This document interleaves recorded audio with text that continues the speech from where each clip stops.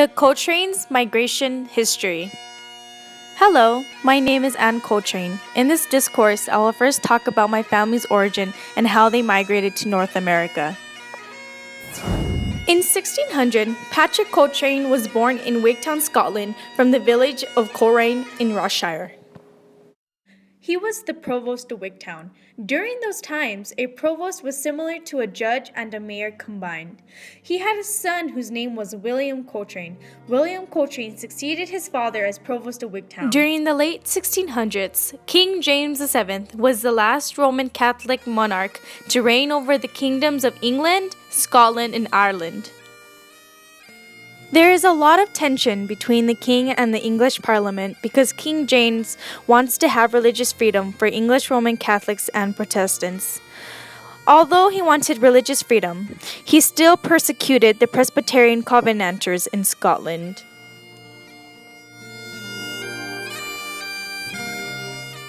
William Coltrane was a royalist who would take people to the king if they were suspected to be Presbyterian. People who were taken to the king had to take a test.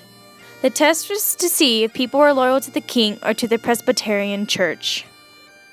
There were two women that refused to take the test, so they were condemned to die by drowning. Supposedly, this story has been passed from generation to generation of the Coltrane family, that William tried to save these two women who were sentenced to death. This caused resentment against William because people thought he was the one participating in the executions, but really he was trying to prevent it.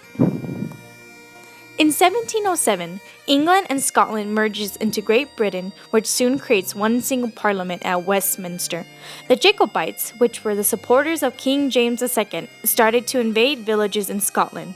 This causes David Coltrane, which is the son of William Coltrane, to become the first of the Coltrane clan to come to America. He comes to America because he wants to seek refuge. David Coltrane settled in Edenton, North Carolina on December 10, 1738. He was appointed Justice of the Peace for Edgecombe County. In 1739, David Coltrane became a captain in the War of Jenkins' Ear. The War of Jenkins' Ear was a conflict between Britain and Spain that lasted from 1739 to 1748. The Spanish wanted to pursue trade with the colonies, but the British tried to put a stop to it. The son of David Coltrane is William Coltrane. William was a surveyor for the king. A surveyor's job was to transfer land from the crown to private ownership. William then moves from North Carolina to Pennsylvania because he was granted 400 acres of farmland. William Coltrane soon marries Rachel Worthington in 1797. They both moved back to North Carolina because they were both Quakers. After William Coltrane, the Coltrane's family history is a little hazy. Branson L.A. Coltrane is born on 1834 in Grayson County, Virginia.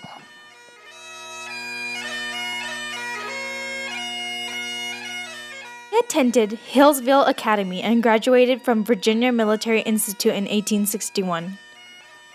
Branson Coltrane was appointed second lieutenant in Company E of the 1st Virginia Battalion in May 1861.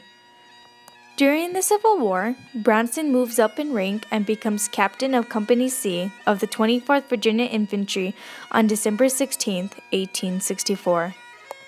Branson was captured at the Battle of Sailor's Creek on April 1865 and sent to prison on Johnson Island, Ohio.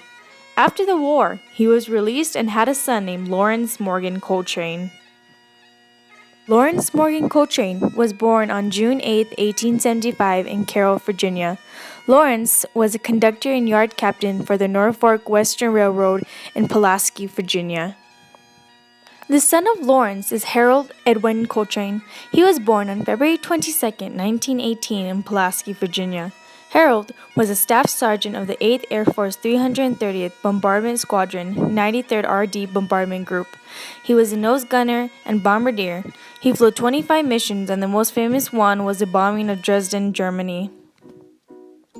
The son of Harold Edwin Coltrane is my grandfather Robert Douglas Coltrane. He was born on January 12, 1941 in Pulaski, Virginia. My grandfather married my grandmother Sharon Virginia Hudson. When my grandpa retired from the military, he moved to El Paso, Texas to work for Atari in Rockwell. My father, Robert Douglas Jr., was born on July 3, 1962. Years later, he married my mother, Alma Macias. My sisters and I were born, and ever since then, we have lived here in El Paso, and we absolutely love it. I hope you all enjoyed watching my video on my family's migration. Thank you all for your attention.